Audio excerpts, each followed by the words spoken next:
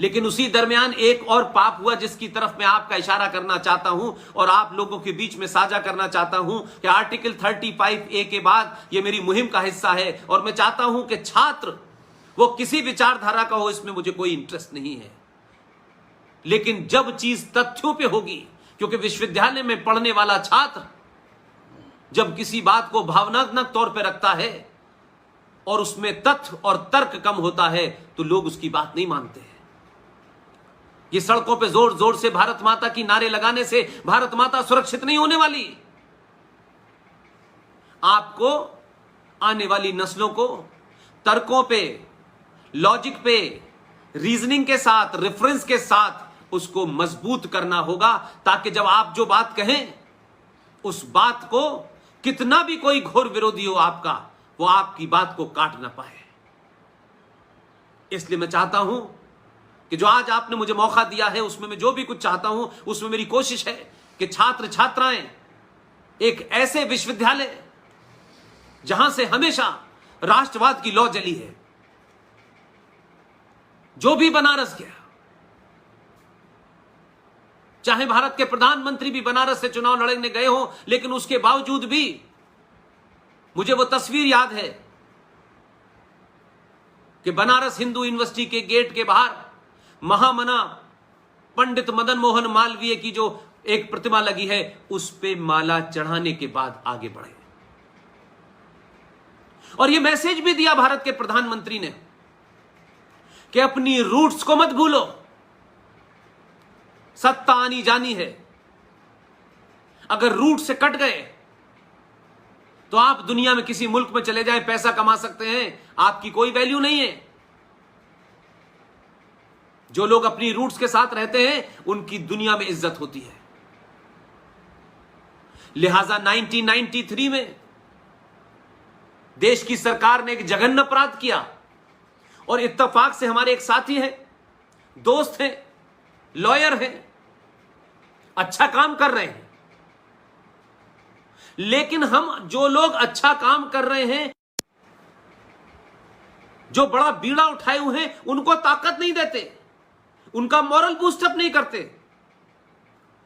इसलिए मैं कहता हूं कि 1993 में एक सरकारी ऑर्डर, एक नोटिफिकेशन दिया गया और रातों रात मुसलमानों को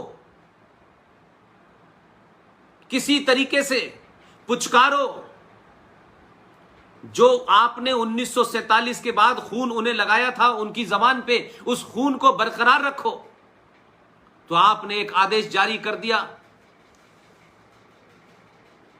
माइनॉरिटी कमीशन बनाने का, और रातों रात आपने बना किसी बुनियाद के, बिना किसी बहस के, संसद में, संसद के बाहर, ना संविधान का सहारा लिया, ना आपने संसद का सहारा लिया।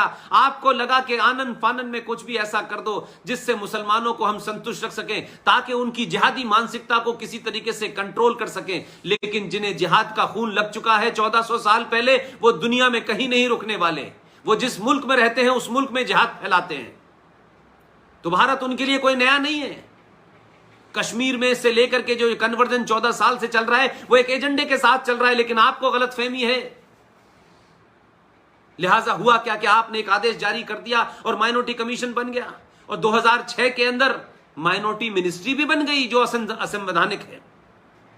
लेकिन हम सब लोगों ने सवाल नहीं उठाया, क्योंकि हम जब ये सवाल उठाते हैं तो लोग कहते हैं राइट विंगर है, कोई हमें आरएसएस से जोड़ता है। अरे कोई आरएसएस का हो या ना हो, सवाल ये नहीं है। सवाल ये है कि भाई हमारे उस दोस्त ने जब ये आरटीआई लगा के सरकार से पूछा कि ये बताइए कि जो माइनॉरिटी कमीशन है इसमें कौन माइनॉरिटी होगी, इसकी क्या बुनियाद है, इसकी क्या परिभाषा है, तो कोर्ट, तो भारत सरकार कोई जवाब नहीं दे पाई। और उन्होंने कहा ना, इसका हमारे पास कोई भी किसी किस्म का ऐसा रिकॉर्ड नहीं है कि कौन जो है माइनॉरिटी है और कौन मेजॉरिटी है, हमने इसकी कोई परिभाषा ही नहीं है। लेकिन कुछ लोगों को अपीस करना था तो आपने अपीस कर दिया।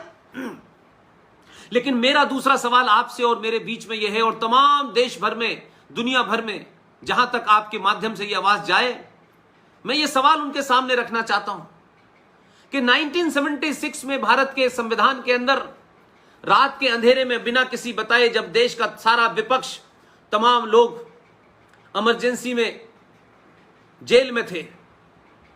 42वें संशोधन के तहत आपने भारत के प्रीएम्बल के अंदर दो शब्द जोड़े, सेकुलरिज्म और सोशलिज्म। इस पे विवाद, इस पे बातचीत हो सकती है, लेकिन मेरा यहां रेफरेंस सिर्फ इतना ही है कि 1976 में जब भारत सेकुलर हो गया था तो फिर ये माइनॉरिटी मिनिस्ट्री और माइनॉरिटी कमीशन क्यों बना? एक सेकुलर स्टेट के अंदर सब बराबर है, तब भी आपने बनाया। और बड़ा झूठ क्या है कि 30 करोड़ मुसलमान माइनॉरिटी में है और 50,000 पारसी भी माइनॉरिटी में है और 2.5% सिख भी माइनॉरिटी में है।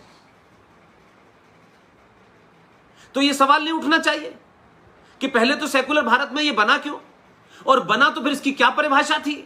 अब आप परिभाषा नहीं बता पा रहे तो आरटीआई में सरकार ने कहा हमारे पास इसका कोई रिकॉर्ड नहीं है।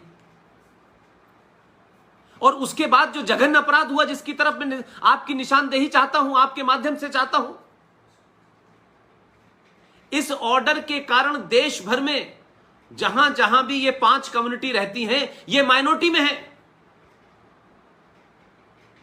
उसका जमीन पे क्या हो रहा है कि लक्षद्वीप नाम की एक जगह है, वहां 2% हिंदू हैं, 98% मुसलमान हैं। लेकिन इस आदेश के तहत 98% मुसलमान वहां अल्पसंख्यक हैं, माइनॉरिटी में हैं, और 2% हिंदू मेजॉरिटी में है। कश्मीर में जो माइनॉरिटी में हिंदू है वो मेजॉरिटी है, और वहां जो मेजॉरिटी में मुसलमान है वो माइनॉरिटी में है। मेघालय में 11% हिंदू है और 89% क्रिश्चियन है, लेकिन 11% हिंदू जो है वो मेजॉरिटी में है। ऐसे देश में 8 राज्य हैं जहां हिंदू माइनॉरिटी में है, लेकिन इस आदेश के तहत वो मेजॉरिटी में है। और हुआ क्या कि 93 से लेकर 2020 तक हजारों करोड़ों अरबों रुपया मेरे और आपके टैक्स का और हमारे मंदिर पे चढ़ने वाले पैसे का भी सरकार ने सदुपयोग किनको किया? इस झूठे माइनॉरिटी कमीशन के अंदर आने वाले तमाम लोगों में, उसमें भी सिर्फ मुसलमान, क्योंकि इस देश में सिखों को कोई अनुदान नहीं चाहिए, पारसियों ने कभी कोई मांग नहीं मानी, उनको कोई जरूरत नहीं थी। तो आपने 93 से लेकर 2000 तक इलीगल तरीके से, गैर कानूनी से इस देश के सेकुलरिज्म मूल भावना के खिलाफ जाके, इस देश की संविधान के खिलाफ जाकर के एक राष्ट्र के नागरिक के बीच में आपने भेद किया और अरबों खरबों रुपया दे करके आपने मुसलमानों को अपीज करने की कोशिश की, उनको बहलाने फुसलाने की कोशिश की। और आपने कहा कि भाई ये जो अरबों खरबों रुपया पिछले 50-60 सालों से गैर जरूरी तौर पे गया है, इसका जिम्मेदार कौन है?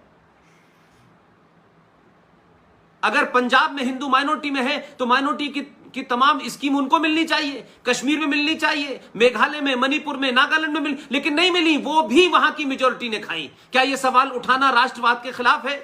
क्या यह सवाल उठाना मुसलमानों के खिलाफ है, इस्लाम के खिलाफ है? लेकिन हम नहीं बोलते। हम इसलिए नहीं बोलते कि हमारा जो पूरा समाज है वो किसी लालच में है, कोई हमारा नुकसान ना हो जाए ये सवाल उठाने से। अरे सनातनियों, आप मानते हो मृत्यु एक ही बात आती है, दुनिया की कोई ताकत उस मृत्यु को आपसे रोक नहीं सकती, कोई विकास, कोई ताकत नहीं रोक सकती। और आज कोरोना वायरस ने पूरी दुनिया में तय बता दिया कि पूरी दुनिया में जिनका स्वास्थ्य सेवाओं में नंबर 2 थे, पूरी दुनिया में नंबर 2 थे, उनके यहां स्वास्थ्य सेवाएं इतनी भयानक थी, उस इटली का सफाया हो गया। और दुनिया का सबसे ताकतवर देश अमेरिका, लाखों लोग मरे हैं उनके यहां, रोक नहीं पाए। यह आप ही का पुरुषार्थ है कि तमाम सरकारें आने के बाद भी गली गली, मोहल्ले मोहल्ले, छोटे छोटे जो कार्य कर रहे थे, उनके कारण आज भी सनातन बचा रहा, और जिसके चलते आज भी भारत में मौतों का सिलसिला उतना बड़ा नहीं है जितना पूरी दुनिया में हुआ है। इसलिए मैं कहता हूं, सच को सच बोलिए। अध्यापक जब अपने कर्तव्य का पालन करेगा तो ऐसा विद्यार्थी पैदा करेगा जो चंद्रगुप्त बनेगा। हम आचार्य चाणक्य की तस्वीर न लगाएं, आचार्य चाणक्य बनने की कोशिश करें। अगर आप सच मानों में ईमानदारी से अपने दिल पे हाथ रखें कि क्या हमने चाणक्य बनने की कोशिश की, हमने भगत सिंह बनने की कोशिश नहीं की, हमने छत्रपति महाराज शिवाजी बनने की कोशिश नहीं की, हमने बोस बनने की कोशिश नहीं की, हमने विवेकानंद बनने की कोशिश नहीं की, हमने सावरकर बनने की कोशिश नहीं की। हां, इनकी तस्वीर कहीं कहीं लटकी नजर आती है ताकि लोगों को हम ये धोखा दे सकें कि देखिए हम इन्हें मानते हैं। हमने अपना चरित्र नहीं बनाया, क्योंकि सब कुछ सुविधा हमें इसी दौर में चाहिए थी। और किसी भी राष्ट्र के निर्माण में सत्ताओं से कई हजार गुना भूमिका अध्यापक की होती है। हम सबको अपनी भूमिका ईमानदारी से निभानी चाहिए। कोई देखेगा हमें, कोई हमें क्या कहेगा, कोई हमें महान कहेगा नहीं कहेगा। ये जो आज पूरा सिलसिला देश में चल रहा है, न जीडी बख्शी ने, न कर्नल आर एन सिंह ने, जिनकी ससुराल बनारस है, जो उस राजा परिवार से आए हुए हैं, बहुत संपन्न परिवार के हैं,